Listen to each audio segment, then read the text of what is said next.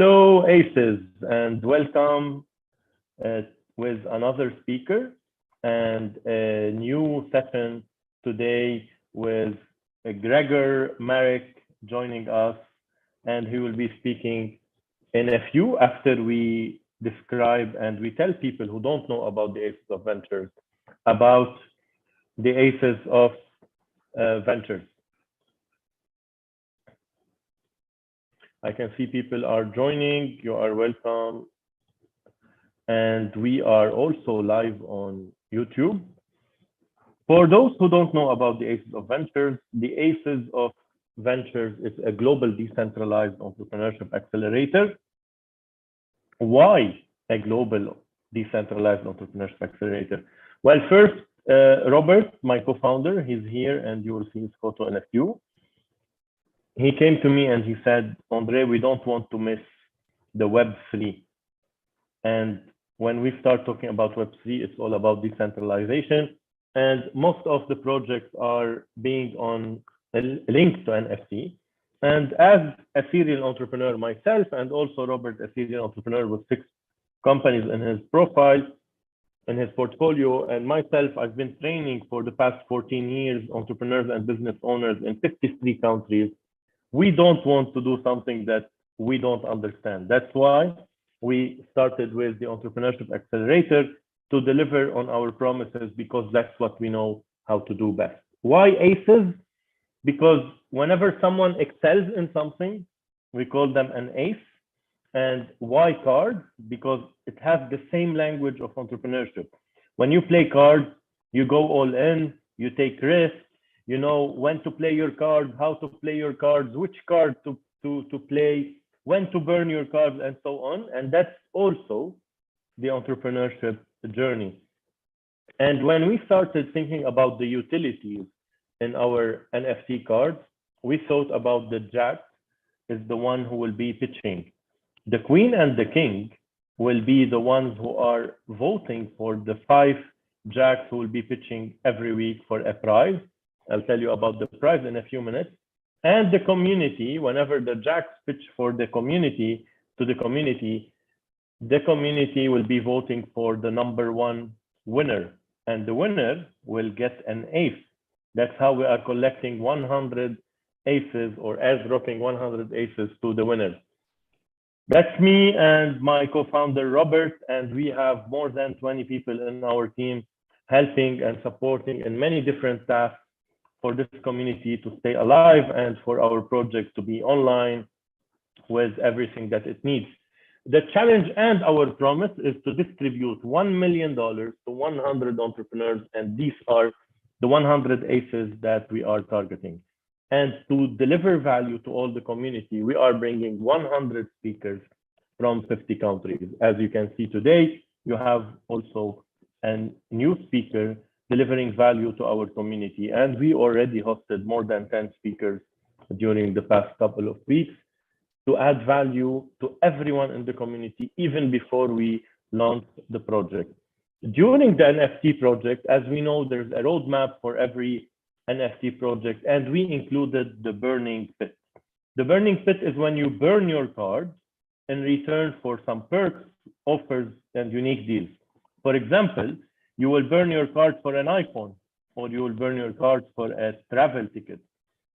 And that's also how we decrease the collection and we reward our community. Also, you can hold your card, which is staking your card, for also another sponsor deal or giveaway from our partners. And the best milestone that I like the most is on the roadmap, we will be launching our token. And whenever you merge 2 identical cards, for example, the 5 of spades with another 5 of spades, you will get more benefits. One of the best benefits I see is generating monthly tokens and also accessing 1,300 airport lounges worldwide. Of course, to achieve all of this, and we also told you that we are bringing a lot of sponsors and partners.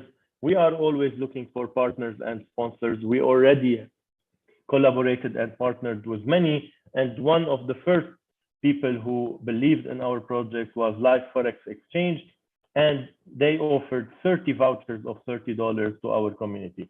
Thank you for joining the Aces of Ventures. And if you are not on our Discord server, you already got an email in your inbox when you registered for this workshop. Click the link to join Discord. And now I will give the screen and the mic to Gregor. Gregor, thank you for joining us today. And thank you for sharing your experience with our community. The screen is yours and the mic is yours. You can go ahead and start.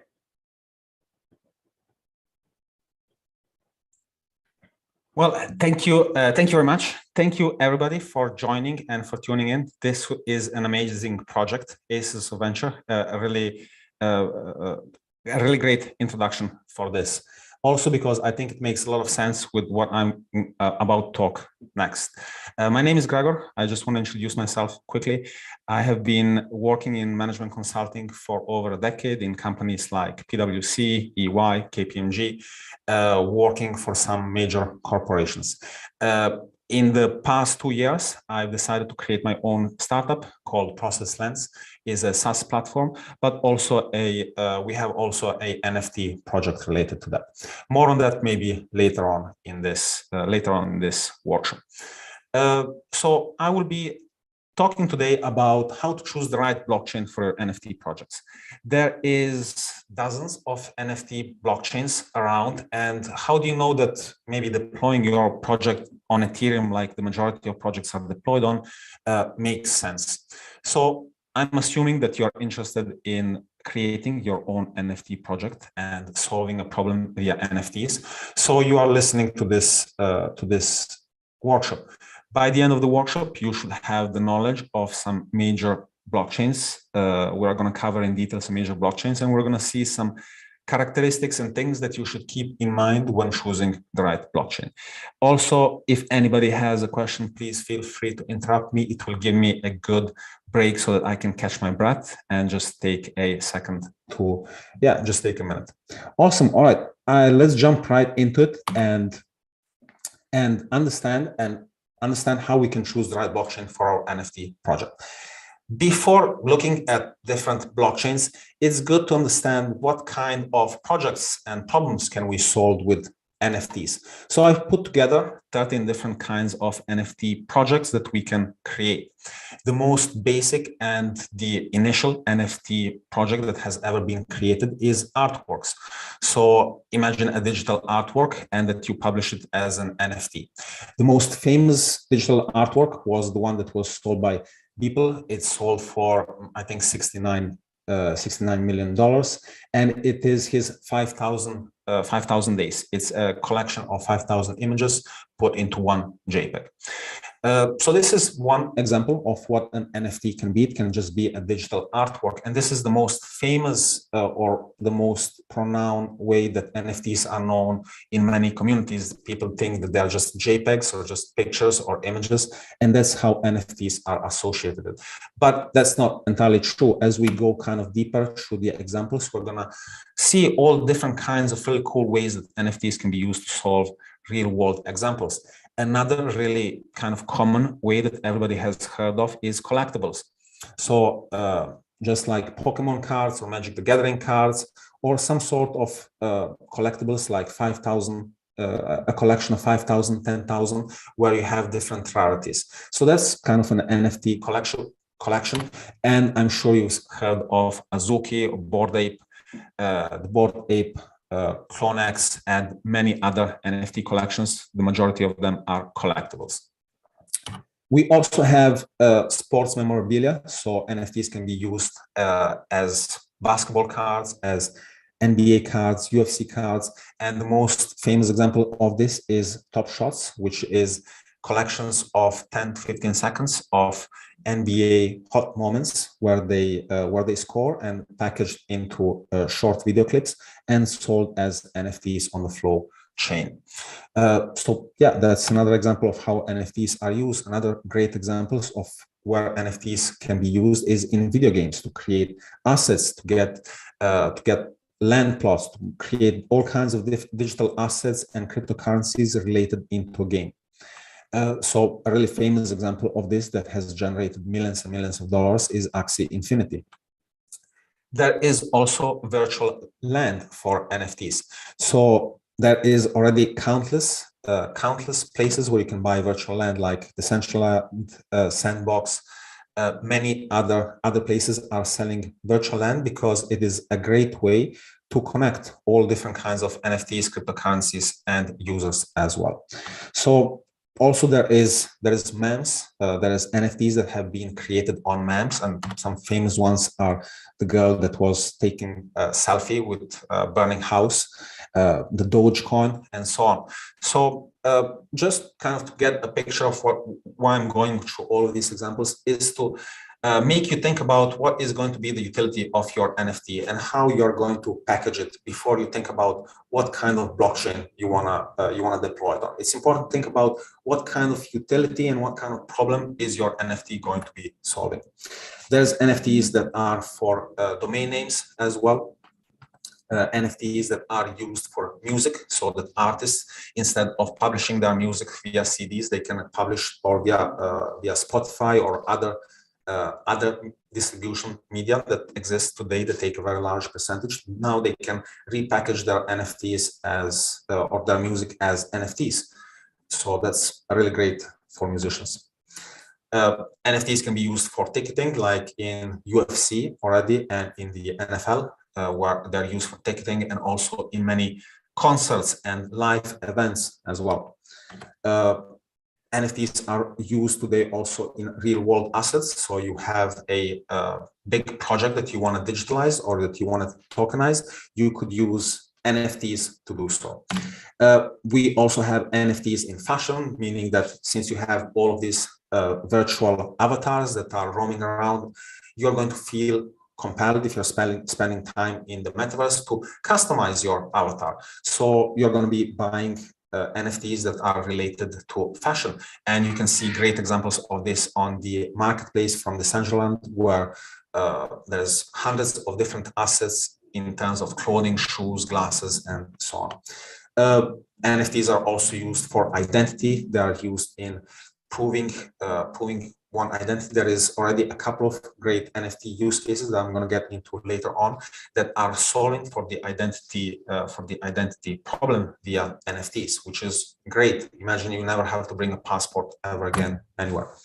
And there is just any other kind of digital asset that there is out there could be converted into a NFT. For that, I wanted to share a methodology with you. I'm going to package this in the slides. I'm not going to go through it right now, but it is a methodology that you can go through to understand if your project makes sense for blockchain, or if you want to make a NFT out of something. Nowadays, it's not enough to create just a NFT that doesn't really serve a purpose. There has been already enough of those that have been created. Therefore, it's good to create an NFT with utility.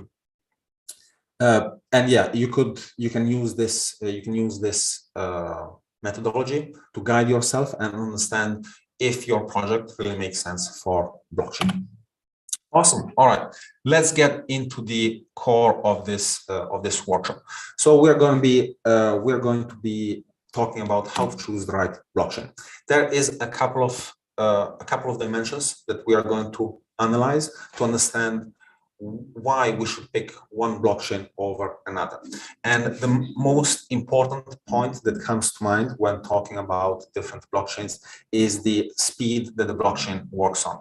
So the higher the speed that the blockchain works on, the more transactions can be processed, or the more transactions can be processed, the more users it can support, and therefore the more transactions, and therefore the faster and better the community. This also results in much cheaper costs as well. Obviously, related to the speed of the blockchain is also the transaction cost.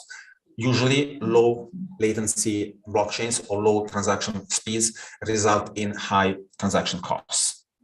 Why? Because there is usually a queue that is created, and whoever pays the highest is usually prioritized in that queue. Another really important thing to consider is smart contract functionality. So how well structured is that blockchain to support different functionalities of NFTs? As we've just seen, NFTs can be really all kinds of different things. They can be from just really basic artworks and collectibles or JPEGs to real world assets where you're tokenizing a project and so forth. Therefore, it's important to understand the limitations, the documentation, the development language, all kinds of different things that have been taken into account and into consideration when developing the smart contract functionality of a certain blockchain. The another thing that you should be keeping in mind is proof of work or proof of stake. That is basically how a blockchain operates in its core. So this is the census mechanism of a blockchain, and it's really important just to understand the basic differences of this. Proof of work is fading out. So Ethereum is a proof of work network where basically graphic cards or miners are used to solve algorithms via by using loads and loads of electricity via graphic cards that mine and solve algorithms, and like that they process transactions. There's a proof of stake which doesn't require graphic cards and it's much more electricity friendly, and it just employs locking your tokens into a pool or staking your tokens and processing transactions in that way. So that's a little bit about the different things that you should consider before choosing a blockchain. Now right now I'm going to cover 3 or 4 I think 4 or 5 different blockchains that are the main blockchains on which the main NFT projects right now are deployed. I'm going to give a couple of facts, reasons why you should or you should not deploy on this blockchain, so that you understand if that is the right blockchain for you and if it makes sense or not. All right, so let's start with Ethereum. So Ethereum has been created by this young gentleman, Vitalik, in 2015, and it is one of the leading cryptocurrency. Is the second cryptocurrency in market capitalization, right next to Bitcoin, and it's also one of the earliest ever developed. Now, by being one of the earliest and most widely used blockchains, it means that it provides for great documentation.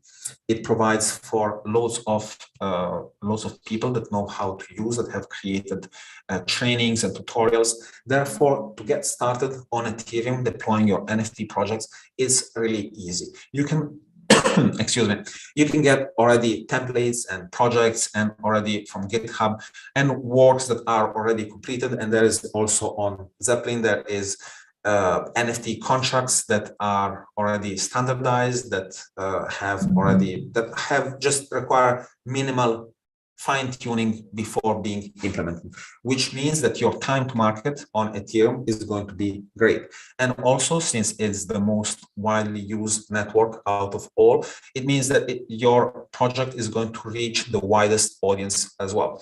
Also, by having the second largest market capitalization out there, it means that there is lots and lots of Ethereum flowing around. Therefore, there could be many buyers for your NFT project. So these are things to keep in mind on regarding Ethereum. So as I've shown previously, there is many different collections, famous collections have been built on Ethereum. Now there is 3 different NFT tokens that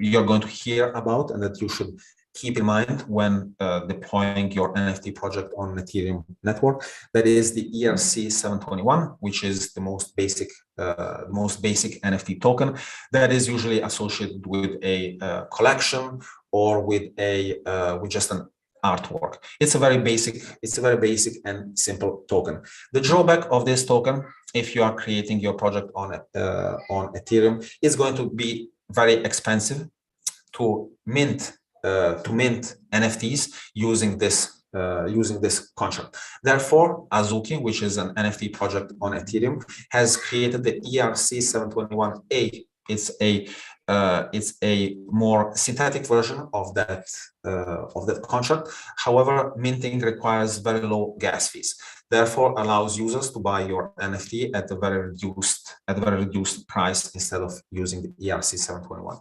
On the other side, if you want to complicate things a little bit more, well, the standard right now is going towards ERC 1155, which allows for different kinds of token. It's a more complex and a more complete environment, and the majority of projects are also migrating and moving and starting to work on ERC 1155. Therefore, if you have a little bit more of a need for your NFT project than just maybe a collectible with rarities or artworks, I would suggest definitely going with the ERC 1155 NFT token. All right, so just a couple of things or key facts that you should keep in mind about Ethereum before you think about deploying your NFT project on Ethereum. So you should know that Ethereum uses the Solidity programming language, and it has been developed by the Ethereum team. So there is not that many people that know how to use it. However, since it's been around for a very long time, there is loads and loads of different guides that are available, and already, as I was saying, content that has been pre-built and pre-created so that people can start quickly using it. One thing to keep in mind is that it's going to be extremely expensive to deploy your collection directly on Ethereum. We are talking about last project that I deployed a few months ago cost around $1,000 to deploy on the Ethereum chain. Also, every time somebody is going to be minting one of your NFTs is going to be relatively expensive. So depending on the type of NFT that you created, ERC 721 or with the A in the end, it is going to make a large difference, either $20 more or less, or even less, like $10, up to all the way up to like $50, $60, $70 if you're using the old standard. So it can be pretty expensive to create, sell, and buy NFTs on Ethereum. So that is the drawback. It is also a very slow network, the Ethereum network. That's why the costs are so high. And it is going right now towards an upgrade. However, the upgrade for Ethereum proof of stake has been delayed, causing it to crash in price even more. I don't know how many of you are Ethereum holders, but right now Ethereum is in its one of its lowest times since quite some time. But anyways, back to what we're talking about Ethereum. All right, so that's some key facts about deploying your project on the on Ethereum. Here you see a picture of some famous NFT collections that I'm pretty sure you've seen, such as the Cyberpunk, the CryptoPunks, the Invisible Friends, Clonex, the Bored Ape Yacht Club, Process Lens NFT, and so on. So, all right, now let's talk about another really widely adopted NFT blockchain, which is Flow. And why did I pick Flow over a gazillion other NFT blockchains? Well, it's because it has been created and entirely supported by Dapper Labs. Now, for blockchain adoption to be adopted, basically, there has to be institutional adoption, meaning that companies have to invest in a certain blockchain for it to receive, first of all, lots of funding, but also to receive credibility and also to be used by institutions. So the Dapper Labs is doing a great job in bringing many institutions into its environment on the Flow network. Dapper has created the Flow blockchain. They are also the creators of many famous or initial NFT projects, such as CryptoKitties, that was launched in 2020 and has generated millions and millions in revenue. Now, some really cool and interesting facts about Flow is that it's a very fast blockchain. It can process loads and loads of transactions. Obviously, we know what that means already, since it's super fast, it means that it's going to be also super cheap. So it is super cheap, but it does require two payments initially to get started. The first payment is to set up your account, where you just pay 0.01, and the other payment is every time you make a transaction. Now that can be minting a contract, buying an NFT, selling an NFT, or so forth. So it has extremely low fees in creating, selling, buying NFTs. Therefore, if you plan that your NFT is going to be traded a lot, that you're going to maybe create a very cheap NFT that doesn't cost a lot of money. So another point is that if you are creating a cheap NFT on Ethereum, it doesn't really make that much sense unless you're expecting it to grow in price exponentially. But then still it might crash because it has been overinflated. An example of that could be Cool Cats, which is, I don't know if anybody knows this, but search it, check it out. Cool Cats is an NFT project that has that was selling for around $100,000, and just a few days ago is now selling at $3,000. If anybody is looking for a deal, I'm not really sure if it's a deal or not, but yeah, there's a 90% discount on that NFT. Now, it started, why did I mention it? Is because it started as a really cheap NFT on Ethereum. With the high transaction costs and and also high deployment costs, it doesn't really make sense to make cheap NFTs on Ethereum. It would make more sense to make them on Flow, for example. So as I said previously, Top Shots, which is by NBA, it's trading cards or trading video cards by NBA, has been deployed on Flow. There is also UFC has been partnered with Flow to create also their environment of similar like NBA Top Shots. All right, so that's a little bit about Flow. Now let's talk about Solana. So I had to mention Solana in here. There were some competitors that I felt like mentioning instead of Solana, like maybe the Near protocol.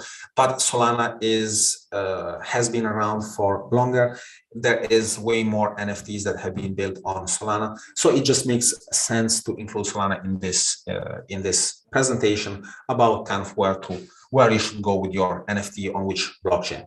So Solana is the third most funded NFT project in the world. It has received, however, Near protocol is the second, and first is Avalanche, for if anybody is curious. But it has received $400 million in pre-seed funding. And what is also really curious and interesting about Solana is that Solana is still in beta, meaning that Solana is, first of all, crashing very often. Well, not very often, but it is crashing, and it's still in beta, meaning the real version of Solana hasn't been released yet. Therefore, there could be some major changes in its environment, in everything.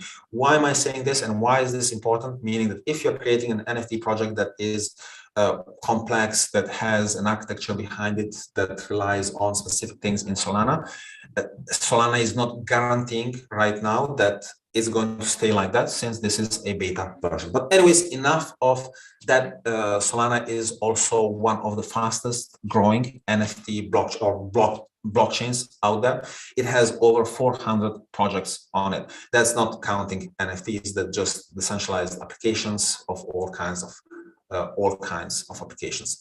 And there is thousands and thousands, if I wouldn't say maybe millions of NFTs already on Solana. It's important to know that Solana is built in Rust, that you can create NFT contracts in Rust, C or C++, and that since it's one of the fastest blockchains, it is also really cheap as the as Flow as well. However, Solana is even faster, and is also, as a result, is also much cheaper. So we can see that a transaction on Solana would just cost 0.0025, which is an absurd small amount. So just some facts for everybody. So you can process 65,000 transactions per second on Solana. compared to the, I think 100 or 10 per second, I'm not 100% sure, on Ethereum, that is a huge difference. That also means that it can be adopted much more widely, and it also makes sense for institutions to adopt it because it has such a high transaction speed. A couple of resources that I want to leave you with if you're creating your NFTs on Solana is I would strongly suggest you that you check out Metaplex. Metaplex is a platform for creators that want to create their NFTs on Solana. It provides already pre-created a candy machine for creating NFTs. Pre-created code, it does require a little bit of fine-tuning, but all of the code is already set up to create your own marketplace for Solana, to create your own NFT contracts, to create your own minting website, and so on and so on. So do check it out, metaplex.com. It has a really great community, a really great guide, documentation, and all of the material is available there as well. And also, if you wanted to maybe understand how you could sell your NFT on Solana, you could check out Solana Art or Digital Eyes Market, which are two marketplaces that sell NFTs on Solana, so you can get an idea of the prices and how they're being sold and traded. So yeah, just a couple of collections on Solana. If you also go to Solana Art, I'm sure that you're going to find many different NFTs that you like. All right, now let's cover two more blockchains. Another one is WEX. Now, I could have covered Near protocol, which is the same as Solana, but I didn't because Solana and Near are competitors, and I'm trying to pick each blockchain that has a unique advantage. The advantage of WEX is that it's carbon-free blockchain. Therefore, if zero emissions or very low emissions are your top priority for your NFT project, well, WEX then is the platform for you. It is known as the leading platform for carbon neutral blockchain. So Ethereum is right now consuming large amount of electricity to run all of the mining equipment that is required. The staking requires much less, but it uses a delegated proof of stake, which is a more secure method that also requires even less electricity. So that's why it's known as the carbon neutral blockchain. Yeah, awesome. All right, cool. Just a couple of facts about WEX. So it is entirely carbon friendly. It can process also.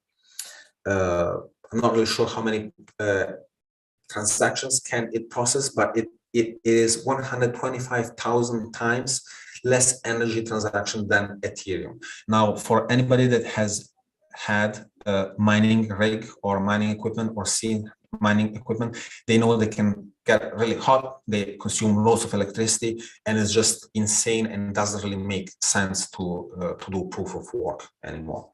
So another interesting thing about WEX is that the smart contracts are written in C++, which is great. That means that anybody that knows C++ can create smart contracts on WEX. WEX is also very niche and is very specific for games. So many gaming platforms have chosen WEX as their blockchain, to-go blockchain. Why is that? It's because they are very,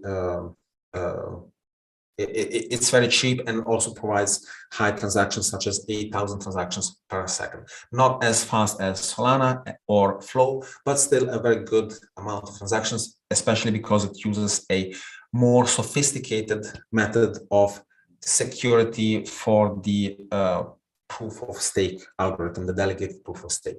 So just a couple of more resources for you. So there's Nifty Blocks and Atomic Hub are two marketplaces that you can go on and check out what kind of NFTs are being created on WEX. So my suggestion is that you should go to specific marketplaces for that blockchain to understand the pricing, understand who the creators are, understand what kind of utility those tokens are solving, and just to get an idea if there is something that you would want to create and be part of later on. All right, so these are just screenshots of different marketplaces. As I said previously, this is game focused, more game focused. Yeah, so proof of work and proof of stake blockchains, we covered those previously, just at a high level, because I want to discourage everybody from using a proof of work and moving to more energy friendly and more energy friendly and better consensus mechanisms for blockchains. So proof of work, again, is when you have miners that are solving transactions by solving complicated algorithms using the processing power of graphic cards that they have stored in their basement, heating their basement. So that's proof of work. Many blockchains are moving away from this, and no blockchain is being created nowadays that has a proof of work mechanism that I know of. Probably there is, but it is not energy friendly, and energy, it is a big issue right now. So yeah, proof of stake, as I said previously, involves in staking some coins. So locking a certain amount of your cryptocurrency in a pool and leaving it there to as the miners did to solve the transactions. So it is much less energy efficient. It also enables anybody to start staking and to create a node that tests the connections. So that's basically the main differences. But what you should be getting out of it is that you should not be going to proof of work. And if you see proof of work, you should really understand and know why you're choosing the proof of work blockchain. So basically, in the end, you should focus on your priority. If your priority is high transaction and low transaction fees, meaning if you're creating something that is going to be traded lots of time, a cheap NFT, or something that just requires low transaction fees and a high throughput, well, Solana and Flow or similar blockchains that are competing with this would be your best choice. At the same time, if you want your project to reach the masses and to reach the most people possible, in that case, Ethereum is your go-to network. Everybody knows Ethereum. Majority of people are holding Ethereum, and therefore they could potentially become a buyer of your NFT. Also, the majority of the most famous NFT projects have been deployed on Ethereum. And the majority of people also that are adopting crypto is adopting it via Ethereum or via an Ethereum wallet. Therefore, if you want to reach the most people, that's your priority. Ethereum is your go-to place. However, again, if sustainability is your go-to, if sustainability is your main area of focus, and if you're very eco-friendly and you want to create NFTs that don't generate, that don't waste electricity and that are eco-friendly, well then WEX and similar platforms or blockchains are your choice. So I think that wraps it up. I'm going to share this. This is some use cases of how different NFTs can be used with blockchain. I will leave this in the slides. I'm not going to cover those. But that kind of concludes it. I haven't seen if there have been any questions. If there's any questions, please feel free to share your questions. I think that most people are under the shock of all this information. I personally didn't know there was that many platforms. Like I did some research before going into our NFT project, and we chose Ethereum because it was the most, if you want, known. It's basically like choosing between iPhone and Android. Even though I'm an Android user, we still went for the iPhone way. And I have a question. If you would do an NFT project, which one would you choose and why? Can you tell us this? Thank you. Well, that's kind of a great question, but it goes back to the last 3 slides that I was saying. Basically, what is the utility of my NFT project? How my NFT project is going to work? What do I plan for my for my NFT to happen? Meaning, do I want my NFT? Is it going to be a game NFT? Is it going to be some kind of other a real asset that is broken down into 100,000 different NFTs, then have to be sold and traded? It really depends on what you expect from your NFT, and based on your expectations or your priority, you pick the platform or the blockchain. You have to also keep in mind the drawbacks of the different different blockchains. Like we've seen previously, Ethereum is slow, it's expensive. Therefore, if you're creating a cheap NFT, it doesn't make that much sense. So all those things you have to think about them, create a list of what is important for you, maybe follow that methodology that I showed in the beginning, and get to the answer. It's very important to pick the right blockchain, especially right now, because there's so many different platforms. Some are disappearing, and while others are so if a platform disappears, loses interest, all of the projects associated with it just die out. What about you? You have a project. Can you tell us about it, and which platform did you use? Awesome. Well, my objective was to reach the most people. I've also created a collectible, like we've seen previously. What is a collectible? So I've created a collection of 5,000 NFTs for my business. I'll share the webpage just on the fly with everybody to see what I'm working on. So this is a NFT project that helps adopt blockchain faster. So I think that one of the main issues of why we're not using blockchain already is that blockchain is not being adopted fast enough. So we created from a SaaS platform that we have, that is Process Lens, we created a version of our platform that helps companies adopt blockchain faster. How does it do that? It helps them understand where they can use blockchain inside of their business by asking them a couple of questions and guiding them through a process. Now, we already did this for AI, machine learning, chatbots, robotic process automation, and so forth, and it has been very successful. So we said, all right, well, blockchain is another way of digitalizing and transforming processes. So why not use a methodology just like we did with the other technologies, and find how and where inside of companies these technologies can be used to help companies gain a competitive advantage. So in a nutshell, this is the NFT. It has other utilities, and we've evolved it. We try to make it very interesting. But at the core of the NFT, it's helping adopt blockchain faster. Okay, so you're going the B2B way, business to business way. Well, yeah, exactly. Well said. There is not that many NFTs today that are B2B. The majority of NFTs has been conceived as a B2C, a business creating a product to the consumer, but not a business creating a product for another business to use via an NFT. So it is innovative. The market, I think, is very niche for this, but it is a really cool concept that we wanted to explore, try, and we want to really cherish this project because we really believe in it. So can I ask fast question and you just answer with the platform, or is it something that you will not do? Like, for example, I'm a star that has a musician that has 1 million followers and do concerts. I want to do an NFT for my next concert.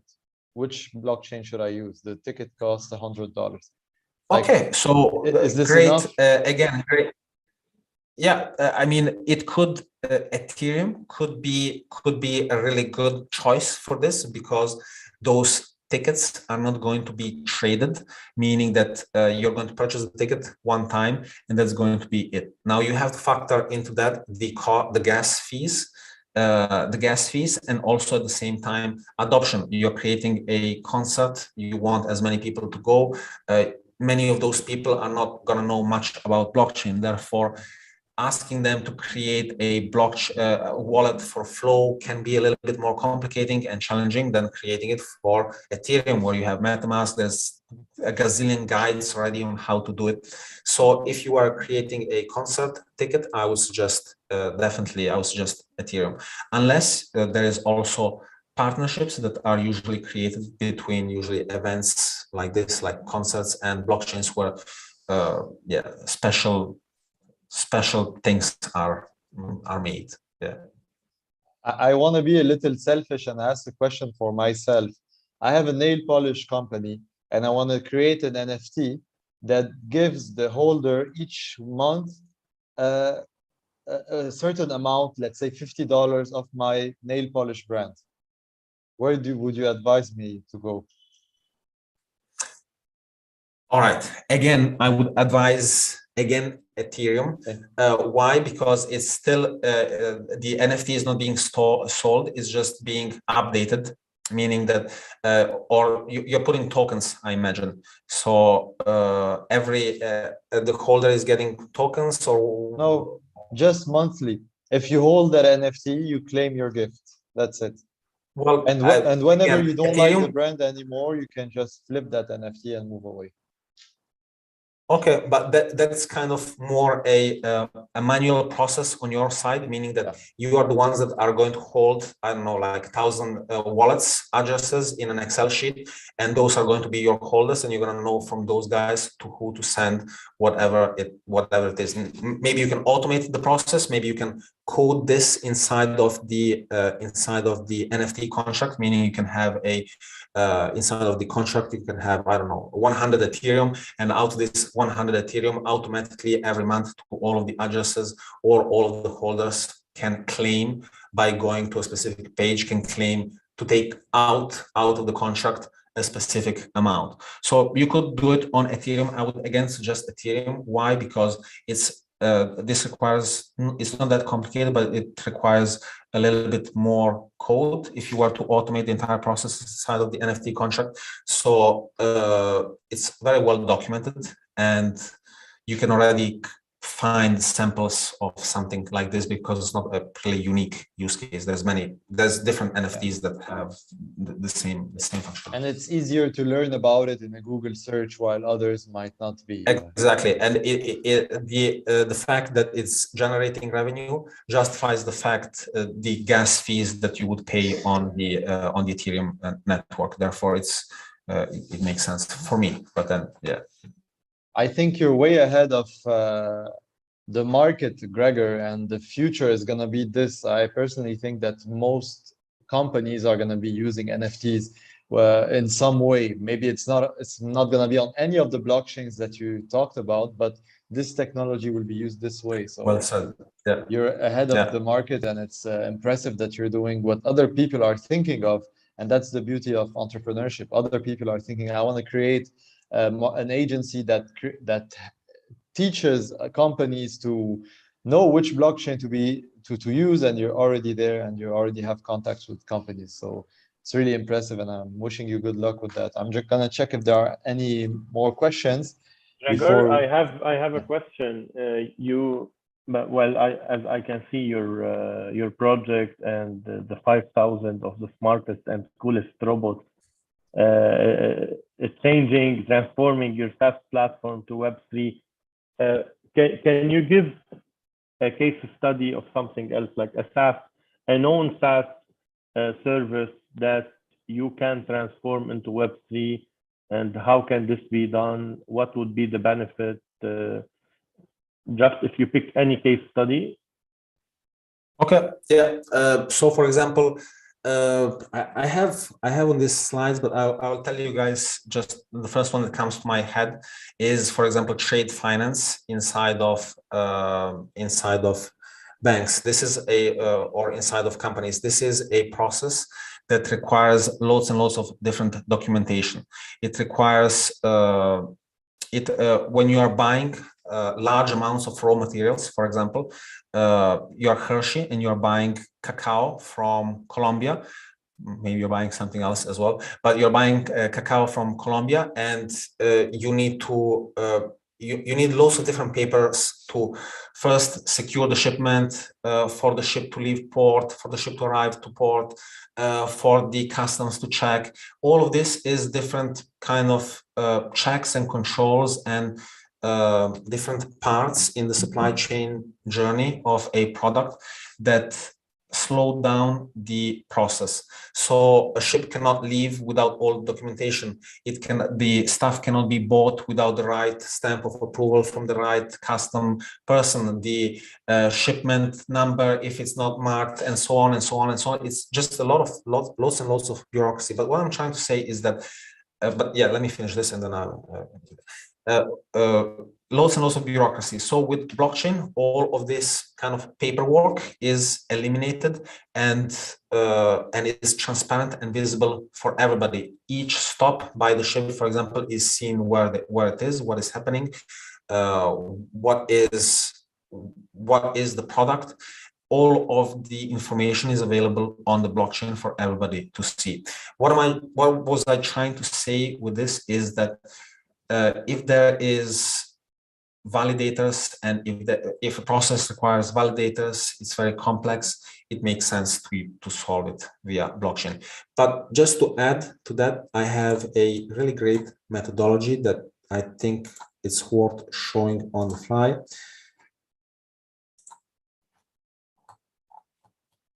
So this is going to be in the recording, so I'm not going to go over it, but it's going to be in the recording. So if anybody is interested, they can just pause here. So if you really want to understand if your project makes sense for blockchain, just answer these questions and you will understand if your project makes sense. But this also makes you understand what kind of use case you can solve with blockchain. So instead of kind of saying, well, we can do payments, we can do trade finance, we can do recruiting where we can really know the identity of the different persons, so forth, kind of just answer the question, get to the end of the methodology, and all of the different processes and use cases will kind of automatically come to your mind. I hope that made sense. Can you share this chart with us? Yeah, absolutely. I'm going to share with you guys. The slides, and you guys can share them with your community and everybody. Yes. And you can post it yourself in our Startup Talk channel also. Awesome. You get some reactions on it, and that would be great resource for our community. I would love to. Gregor, thanks a lot. I'm not sure if anyone else has a question or if Robert needs to add anything, but I enjoyed your session, and I loved the way you gathered all your expertise in less than 1 hour. In addition, I guess I will be sharing your video with many people. I train entrepreneurs, and everyone is now into Web3. I'm training an accelerator now. I have 2 projects related to Web3 and NFT, and I'm sure many people are looking forward to know everything you shared today. And it was an eye-opener, either to me, because I saw Robert writing in the chat, he wishes he knew this before we launched Aces of Ventures, and I say the same. Thank you, Gregor, and good luck with your project. You have our support, and all our community have our support. So whatever you need in your project, and whatever we can help you in our community, please feel free. You have our contact, me and Robert, and we are ready to be by your side. Thank you, and have a great day.